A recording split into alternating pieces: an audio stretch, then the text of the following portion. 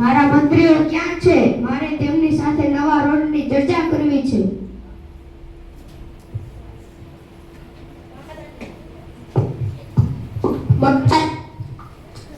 મહારાજા,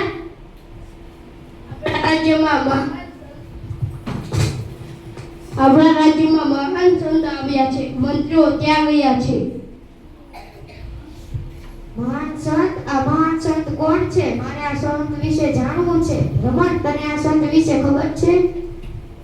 હા, આ સંત હિમાલયથી આવ્યા છે અને આકાશમાંથી પવિત્ર રાગ, ફ્રૂટ અને અનાજ પણ ઉત્પન્ન કરે છે. મહારાજા, ત્યાં લોકોની લાંબી લાઈન છે.